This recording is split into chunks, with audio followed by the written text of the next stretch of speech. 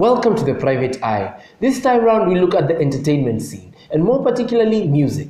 Today we'll be focusing on how music and culture get to come together. But before we go too far, here's our reporter with more. Music is one of the cornerstones of our current society today. However, the Kenyan music is suffering through the lack of identity. With Tanzanians known for bongo music, Nigerians with the Afrobeat, and the South Africans with their kwaito, the Kenyan powerhouses in the industry have failed to establish a particular sound that will give the industry an identity.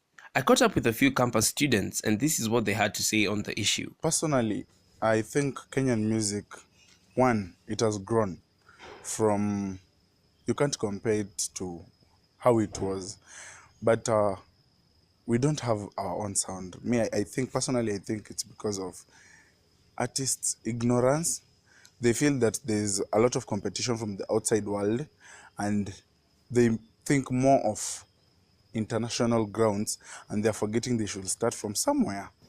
I think the reason why Kenyan musicians have not yet been able to completely incorporate their culture into their music is because most of us are not yet proud of our own culture as a people, in terms of how we carry ourselves, what music we listen to, how we dress. We are still trying to really copy the Westerners. So I feel like we are not yet able to fuse our own culture because we don't even know what our own culture is.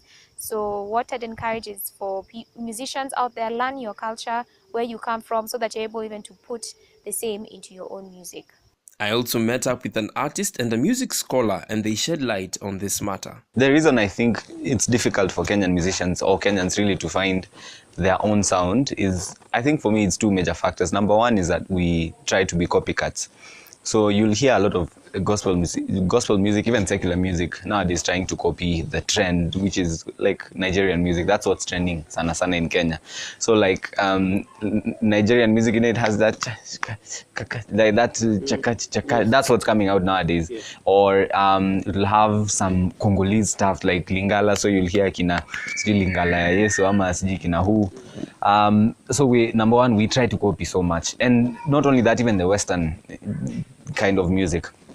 And then number two is that I'm a musician, and I want, like I've for so long been searching for, like my tribe is Kamba, so I've been searching for an authentic, that authentic Kamba instrument of ours, and some of those things you can't really find unless they are modified. So nowadays we just end up falling to guitars or pianos, and you see those things are not African things. So that's why somehow I think you can't really find that sound. It's unfortunate that there is no Kenyan sound, because every Kenyan that I've listened to, most of the Kenyans I've listened to, Kenyan musicians, are always trying to sound like someone from the West. Rappers sound like Jay-Z.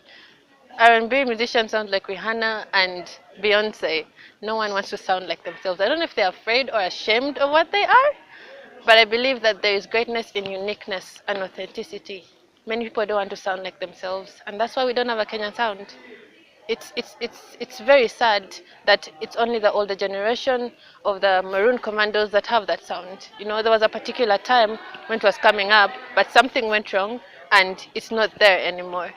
There's no Kenyan sound. Musicians need to put themselves together and realize that people will not buy what they already know. People want to buy something that's new and fresh. So they need to understand that they need to cultivate what they have, their uniqueness, their authenticity, and they'll be doing a lot better then. By incorporating our culture in our music, the Kenyan industry will grow and get an identity. Reporting for The Private Eye, I'm your reporter, Ruth Warrior. Still on matters to do with music and culture, we are joined by one Joel Maina. He is one of the four of the talented boy band group here in Kenya, Le Band. Karibu sana. Thanks, man. As an upcoming musician, because I know you've not been in the industry for too long, what do you say about Kenya not having its own sound? Because when you think of Niger, you think of the Afrobeat. I mean, the way of music. When you think of South Africa, you think of the Afrobeats. But Kenya, we really don't have a particular sound. Because even, our neighbors, Tanzania and Bongo. Yes. I think it's a work in progress. So that I don't know. That question usually disturbs me a lot. And I feel like we have a sound. It's just that we compare it to Niger, we compare it to Tanzania, we compare it to so much. We don't focus on what we have, and now make it ours, like, call it ours. We feel like it is close to Nigeria, it is close to Tanzania, it is close to something. I feel like we have something going on. It's just that we need now to call it ours. But I don't know what it is. I also can't quite put my finger on it. The Kenyan way of doing music. We've not really, bringing you back to the earlier point, we, as I said, we don't really have a particular sound. But why are we seeking Western training? Because this is something that I'm seeing. Even, for example, right now you're a student at Daystar and you're doing music, and I'm quite sure that the curriculum has not been set by a Kenyan, or is not particularly locally based, and you're doing a lot of things that are done in the Western way. Why is that? First of all, our curriculum was set by Kenyans. All right. What we study here in Daystar University, the curriculum was set by Kenyans. Yes. So the Western standard of study is what we use as a model. That is to mean that the people in the West are the ones who came up with education systems for teaching music, for philosophies that are used to teach music. And to get this degree, you need to get to an international level of communication, which is the Western way that has been set. The same way a law student will have to do law at an international level, at a Western style of education. The same way a medicine student does it in Latin or whatever he does it in. In the same way we use this thing to study music. So Western influence is not, it makes our language universal. It makes our language understandable to every person. And that's the thing. So Western influence is very important. I mean, even when you're composing music, you feel like, manze, it's so Western, it's so Western. But that's what we've been introduced to, and that's what we grew up listening to all our lives. How do I escape that?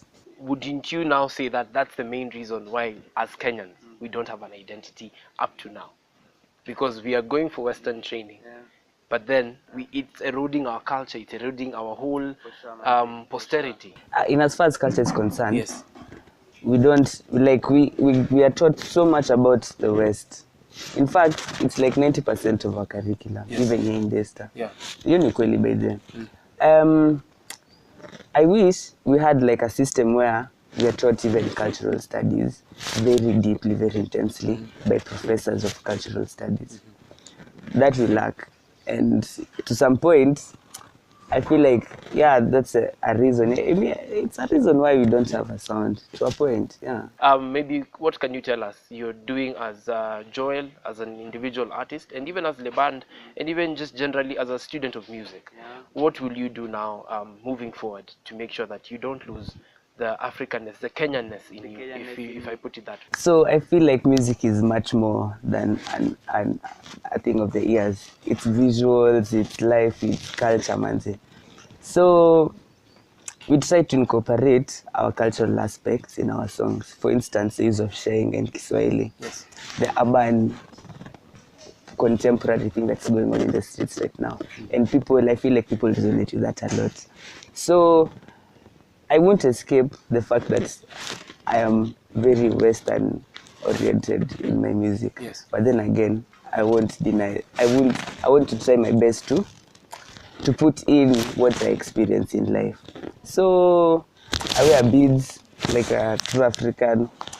I practice, we write and sing in Kiswahili and English, and to say the least, I have so much more I can do for sure, man. And I'm still doing my research, and it's a journey that I'm still embarking on. Thank you so much. Thank you for joining us today. Yeah, man, I've had so much fun. So. All right, that's it from Joel today. And right now we move on to what you in the community is saying about music and culture. Hi, welcome to the Private Eye. I'll be doing a survey of why the music industry in Kenya, why musicians are not using local culture to enhance their music. So what do you think, Nderitu? I think that's a huge misconception about Kenyan artists. Yeah, there's so many brilliant artists out there. Look at Sauti Sol. Sauti Sol, the biggest band we have in East Africa, maybe even Africa, I think. And Incorporating. beautiful Kenyan music, beautiful Kenyan sounds in their stuff, in their work, So this whole myth of Kenyans not using them, we can't escape our sound. It's impossible. That's the truth. Okay. So what do you think about this issue? I think maybe one major reason would be because we were colonized. Yeah. What do you think? I think for me, I think it's first of all there's quality. The quality of Western music is quite high compared to some bad quality. There's a bit of mediocrity in Kenyan music, so that's why people are moving towards, people are attracted to good things. So I think that's one of the problems. But other than that, Kenyan music is dope. Yeah, that's what I can say. Okay, thank you. Wakati unapotunza upendo na utamaduni, ni halisi inakuwa tundo la maisha.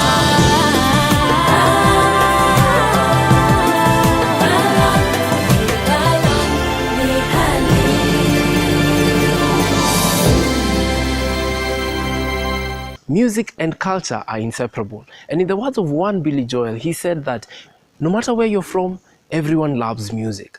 That's all the time that we had for you on this episode. Do remember to join us in our next episode. And don't forget to like, share, and subscribe. Till next time, goodbye.